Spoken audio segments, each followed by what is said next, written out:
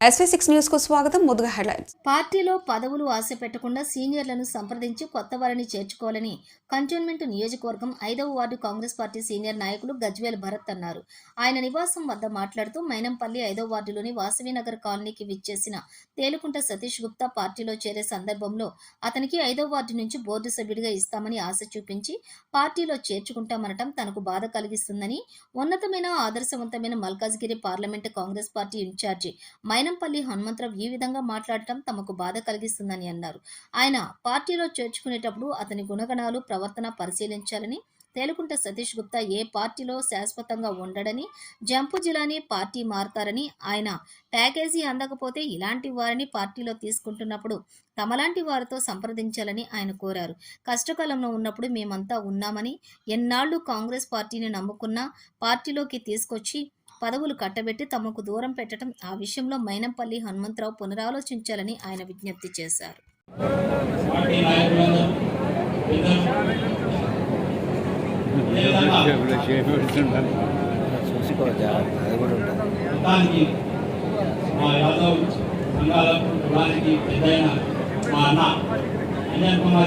మాజీ మంత్రి వారు ఎవరికి ఏ ఇబ్బంది వచ్చినా ముందుండి వ్యవస్థను నడిపే ప్రయత్నం చేస్తా ఉంటారు.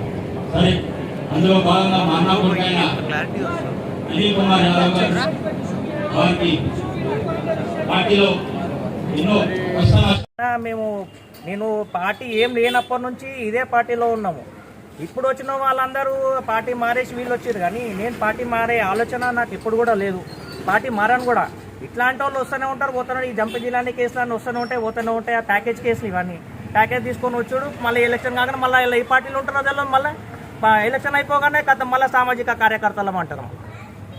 అదే ఉన్నది. ఇప్పుడు మీరు చూసుకున్నట్టయితే ఒక పార్టీ మారే ఉద్దేశం ఉన్నప్పుడు ఇప్పుడు ఏమంటారు, ఒక ఎలక్షన్స్ వచ్చింది, టికెట్ రాలేదు, పార్టీ కోసం కష్టపడ్డావు, అప్పుడు నువ్వు పార్టీ మారే ఆలోచన చేసినా ఒక లెక్క ఉంటుంది. ఇప్పుడు అసలు ఎలక్షన్సే లేవు, బోర్డు ఎలక్షన్స్ కూడా లేవు. అసలు ఇట్లాంటి టైంలో అసలు అన్నగారు కూడా ఇట్లాంటి వ్యాఖ్యలు చేయడం అది కరెక్ట్ కాదు. నా ఉద్దేశం అది. మాకు చాలా బాధ అనిపిస్తుంది ఇట్లాంటి వ్యాఖ్యలు చేస్తూ ఉంటే. కానీ మేమైతే పార్టీ మారే ఉద్దేశం అయితే మాకు లేదు. ఖచ్చితంగా పార్టీలోనే ఉంటాం మేము. ఇట్లాంటి వాళ్ళు ఎంత పెద్ద ఎవరైనా వస్తూనే ఉంటారు, పోతూనే ఉంటారు, కానీ మేము మాత్రం ఎప్పుడు ఇట్లానే ఉంటాం. పార్టీ కోసం కష్టపడుతూనే ఉంటాం. మాకు ఆ రేవంత్ అన్న ఉన్నాడు, రేవంత్ అన్న చెప్పినట్టే మేము చేస్తాం. ఒకటే చెప్పదలుచుకున్నాం మీకు అందరికి కూడా, మీరు దయచేసి సీనియర్ నాయకులు ఎవరైతే ఉన్నారో ఒకసారి మాట్లాడండి. మీరు వచ్చేసి ఎవరెవరినో తీసుకొని వచ్చి మీకు ఇన్ఛార్జి ప్రకటించేస్తాము, మీకు టికెట్ ఇచ్చేస్తాము అని చెప్పేసి అంటే అది ఎంతవరకు కరెక్ట్ మీరు ఆలోచన చేయండి ఒకసారి. ఎందుకంటే పార్టీ లేనప్పటి నుంచి మేము మా భుజాల మీద పార్టీ జెండాలు మూసుకొని వస్తూ ఉన్నాం. మేము పగలనాక రేయనాక ఏదైనా సరే, ఏ మీటింగ్ అయినా ఏదైనా కూడా మేము పార్టీని మేము నిలబెట్టుకుంటూ వచ్చినాం మేము. అట్లాంటిది మీరు ఇలా నేను డైరెక్ట్గా వచ్చేసి అతను ఎన్ని పార్టీలు మారిందని చెప్పేసి మీకు తెలుసా అండి? మీకు ఒక్కసారి హనుమంతరావు ఒక్కసారి ఆలోచన చేయండి మీరు. అతను వాడిన మన వాసవి నగర్లోనే అతన్ని తీసేసి పక్కన పెట్టేసారు, అతని కాలనీ ఎలక్షన్స్లోనే. మీరు అట్లాంటి వ్యక్తిని తీసుకొని వచ్చి వార్డ్ 5లో మీకు టికెట్ ఇచ్చేస్తాము, మొత్తము వార్డ్ 5 ఇన్ఛార్జ్ ఇచ్చేస్తామంటే మిగతా కార్యకర్తలు ఏం కావాలా, మిగతా సీనియర్ నాయకులు ఏం కావాలా? మీరు ఒక్కసారి కంటోన్మెంట్కి వచ్చినప్పుడు సీనియర్ నాయకులతోటి కానీ మా లాంటి వాళ్ళతో ఒకసారి మాట్లాడండి. ఒక్కొక్క వార్డులో ఎవరెవరు సీనియర్లు ఉన్నారు, ఎవరెవరు పని చేసారు, పార్టీ జెండా పట్టుకుని ఎవరు తీరు, పార్టీని ఎవరు నమ్ముకొని ఉన్నారు, ఎవరు పార్టీని నమ్ముకొని ఉన్నారు, వాళ్ళని మీరు గుర్తించాలా. ఇట్లా ఏ పార్టీ పడితే ఆ పార్టీకి ఎప్పుడు పడితే అప్పుడు అమ్ముకున్న ఇది అమ్ముడు పోయే మనుషులతోటి మీరు తీసుకొని వచ్చి ఇన్ఛార్జికి ఇస్తా అంటే అది ఎంతవరకు కరెక్ట్ ఉంటుంది?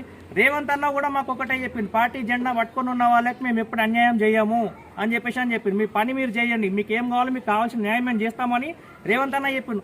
టికెట్ కోసం రేవంత్ అన్న కూడా మాకు హామీ ఎవరికి కూడా హామీ ఇవ్వలేదు.